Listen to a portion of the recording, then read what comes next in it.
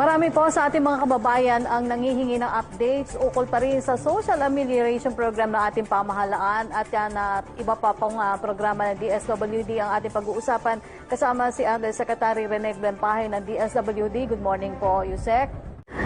Kumusta po ang pamamahagi ng second tranche ng SAP at ilan po ang ating ilan ang hindi pa po nakakatanggap? At kailan po ang target na matapos ang distribution nito, Yusek?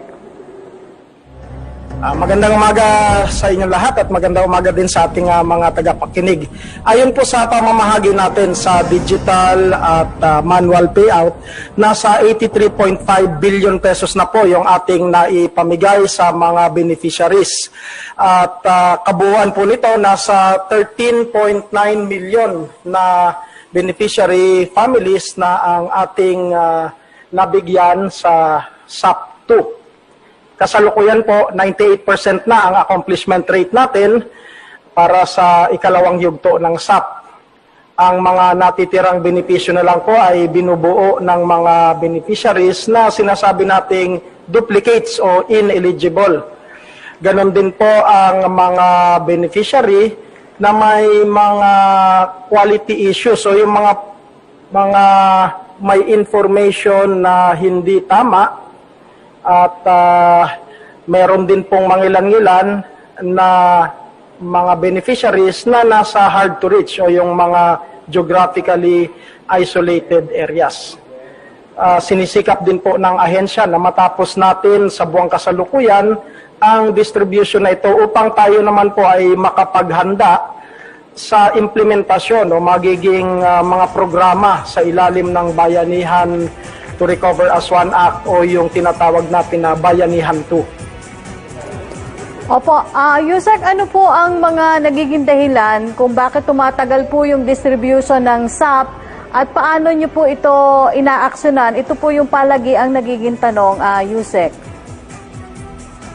Ilan po sa mga kadahilanan natin kung bakit nagkaroon ng pagkakaantala sa distribution ng SAP 2 ay yung mga kakulangan sa impormasyon na ibinigay ng ilang mga benepisyaryo natin. Katulad po ng yung iba, kulang ng middle name, yung kanilang pag-fill up sa forms. Yung iba naman ay walang ibinigay na active cellphone numbers. At mayroon din po tayong consideration sa mga constraints o mga movement restrictions na nadaranasan natin dahil sa COVID countermeasures. At ganun din po, panghuli, yung ating mga nasa hard to reach areas. May mga lokal na pamahalaan din po nung kasalukuyang nagpoproseso tayo ang hindi nakapagsumiti kaagad ng kanilang mga listahan ng benepisaryo. Opo, masasabi ko naman na patuloy ang ating pakikipag-ugnayan at pinaiigting lalo ang pakikipag-ugnayan sa ating mga financial service providers upang matugunan ang mga issue na ito at nang maproseso na natin kaagad yung mga benefits ng ating mga mamamayan. Opo. Inanunsyo po ng Malacanang yung planong i-prioritize yung 4Ps beneficiaries sa COVID-19 distribution. May mga ginagawa na po ba kayong mga hakbang bilang paghahanda ukol dito o meron na po bang naipatutupad para dito? Unang-una po ay nais nating banggitin na malugod na tinatanggap ng DSWD ang anunsyong ito ng Malacanang. Malaking tulong po sa ating mga 4Ps beneficiaries ang balita na ito sapagkat alam naman natin sila po ay kabilang doon sa mga talagang nangangailangan sa ating lipunan. At sa ngayon po ay nais lamang muna nating linawin na ang DSWD ay hindi pa po nakakatanggap ng panuntunan o yung guidelines ukol dito. Kung kaya't ang ahensya ay nagsasagawa pa lamang po ng mga paghahanda o magsasagawa ng mga paghahanda sakasakaling magkaroon na po tayo ng guidelines o pamantayan tungkol dito. At ganun din po, hinihintay rin natin yung autorisasyon ng kaukulang ahensya upang magbigay ng clearance tungkol sa paggamit nito at kung paano ito gagamitin.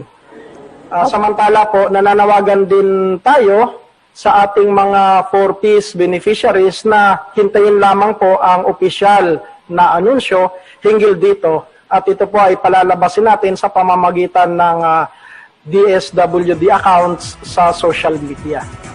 Opo, Yusek, ngayong buwan po ng mga katutubo, paano nyo po ito pinagdiriwang? Ano po yung mga programa na gagawin ng DSWD para sa kanila? Ang DSWD po ay nakikiisa sa ating mga kapatid na katutubo para sa matagumpay na pagdaraos ng Indigenous Peoples Month celebration sa taong ito. Ito po ay pinangungunahan ng National Commission on Indigenous People o yung NCIP. Pinahahalagahan po ng DSWD ang kasarinlan ng ating mga katutubo na kababayan. Ang ahensya po ay pinipilit paigtingin at palakasin ang kanilang kakayahan upang mabigyan sila ng mga intervensyon na hindi naman salungat sa kanilang kultura at pagkakakilanlan. Nagpapatupad po tayo ng comprehensive program on street children, street families, and indigenous people na naglalayong magbahagi ng holistic approach sa pagtugon sa mga pangangailangan at upang makatulong din sa pagiging mas produktibo ng mga katutubo natin. Ipinatutupad po ng DSWD ang Modified Conditional Cash Transfer for Indigenous Peoples o yung tinatawag natin na MCCTIP. Partikular po na nagbibigay ng cash grants ito sa ating mga katutubo mula sa geographically isolated and disadvantaged area o yung tinatawag natin na GIDA na hindi sakop ng regular na Pantawid Pamilyang Pilipino Program o 4Ps.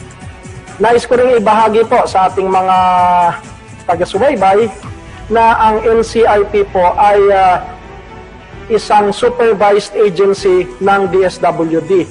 At dahil po dito ay mabilis at madali ang koordinasyon ng dalawang ahensya upang mas maging epektibo at maging epesyente ang serbisyong pinapahatid natin sa publiko, lalo na sa ating mga katutubong kababayan. Opo, para naman po dito sa mga 4Ps workers na naging biktima ng shooting incident sa Tawi-Tawi, ano po yung tulong na naipaabot ng DSWD sa kanila? Sa ngayon po ay nabigyan na natin sila, napagtulungan natin sila ng tinatawag nating AICS o Assistance to Individuals in Crisis Situation. Dito po ay nagkaroon sila ng medical assistance at nabigyan po natin ng guarantee letter upang yung kanilang expenses o yung gastusin sa ospital ay sagot na po ng ahensya po ay kabilang dun sa mga talagang nangangailangan sa ating lipunan. At sa ngayon po ay nais lamang muna nating linawin na ang DSWD ay hindi pa po nakakatanggap ng panuntunan o yung guidelines ukol dito. Kung kaya't ang ahensya ay nagsasagawa pa lamang po ng mga paghahanda o magsasagawa ng mga paghahanda saka sakaling magkaroon na po tayo ng guidelines o pamantayan tungkol dito. At ganun din po, hinihintay rin natin yung autorisasyon ng kaukulang ahensya upang magbigay ng clearance tungkol sa paggamit nito at kung paano ito gagamitin. Samantala po, nananawagan din tayo sa ating mga 4Ps beneficiaries na hintayin lamang po ang opisyal na anunsyo hinggil dito at ito po ay palalabasin natin sa pamamagitan ng DSWD accounts sa social media. Opo, Yusek, ngayong buwan po ng mga katutubo, paano nyo po ito pinagdiriwang? Ano po yung mga programa na gagawin ng DSWD para sa kanila? Ang DSWD po ay nakikiisa sa ating mga kapatid na katutubo para sa matagumpay na pagdaraos ng Indigenous Peoples Month celebration sa taong ito. Ito po ay pinangungunahan ng National Commission on Indigenous People o yung NCIP. Pinahalagahan po ng DSWD ang kasarinlan ng ating mga katutubo na kababayan. Ang ahensya po ay pinipilit paigtingin at palakasin ang kanilang kakayahan upang mabigyan sila ng mga interbensyon na hindi naman salungat sa kanilang kultura at pagkakakilanlan. Nagpapatupad po tayo ng comprehensive program on street children, street families, and indigenous people na naglalayong magbahagi ng holistic approach sa pagtugon sa mga pangangailangan at upang makatulong din sa pagiging mas produktibo ng mga katutubo natin. Ipinatutupad po ng DSWD ang Modified Conditional Cash Transfer for Indigenous Peoples o yung tinatawag natin na MCCTIP. Particular po na nagbibigay ng cash grants ito sa ating mga katutubo mula sa geographically isolated and disadvantaged area o yung tinatawag natin na GIDA na hindi sakop ng regular na Pantawid Pamilyang Pilipino Program o PORPIS. Nais ko rin ibahagi po sa ating mga taga-subaybay na ang NCIP po ay isang supervised agency ng DSWD.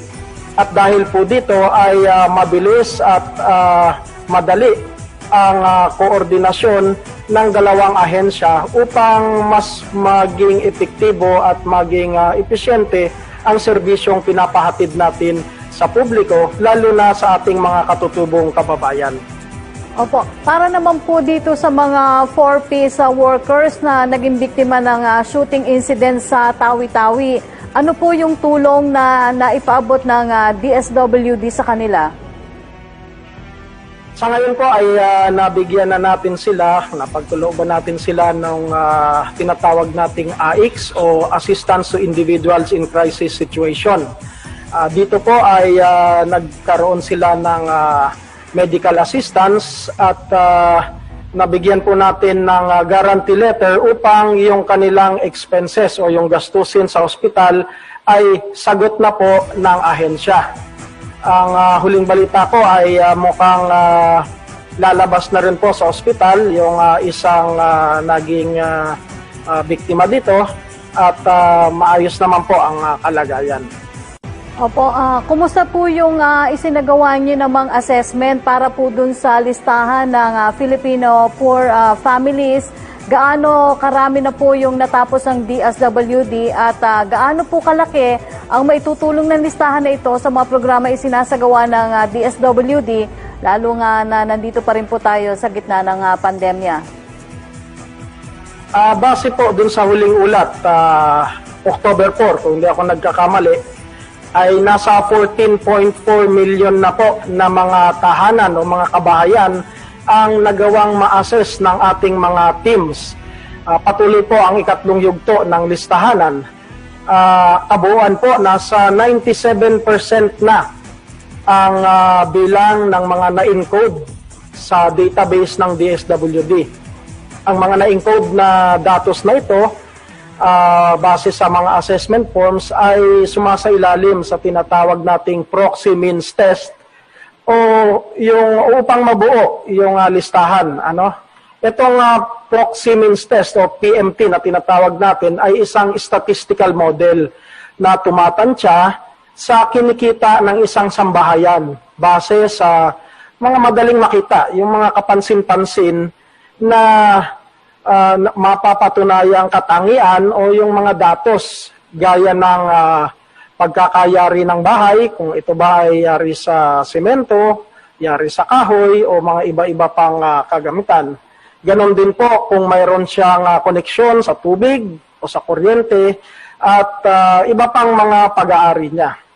Pagkatapos po nito ay ipapaskil natin itong mga listahan nito sa mga barangay hall o sa mga iba pang prominenteng lugar upang repasuhin o tignan ng ating mga kababayan at maaari rin silang magmungkahi, magbigay ng suggestion o ng correction upang maiwasto kung anuman ang hindi tamang datos na nakalagay dito. Ito po ay pwedeng mag-update din sila sa kanilang mga latest o yung pinakahuling impormasyon katulad ng bagong address kung sila ay lumipat ng tahanan at maaari rin po nilang ihain ang kanilang mga hinaing o yung mga correction o mga reklamo kung meron man sa pamamagitan ng community desk online system base na rin po sa schedule na ilalabas ng mga field offices natin. Opo, Yusek, kunin ko na lang po yung inyong mensahe sa publiko at syempre doon po sa mga umaasa pa rin po na mapagkakaloban ng ating SAP. Opo, bilang huling mensahe po ay asahan po ng ating mga mamamayan na kami dito sa DSWD ay patuloy na naglilingkod sa ating mga kababayang lubos na nangangailangan, lalong-lalo na po sa panahon ng pandemya. Nagpapasalamat po ang DSWD na ng malaki sa ating mga katuwang na mga ahensya, mga pribadong sektor at mga kawani na hindi alintana ang banta ng pandemya upang patuloy na magampanan ang kanilang mga tungkulin sa taong bayan. Patuloy pong magsusumikap ang DSWD upang maipahatid ang maagap, mapagkalingang serbisyo sa mamamayang Pilipino. At sa ngalan po ni Secretary Rolando Bautista, maraming salamat po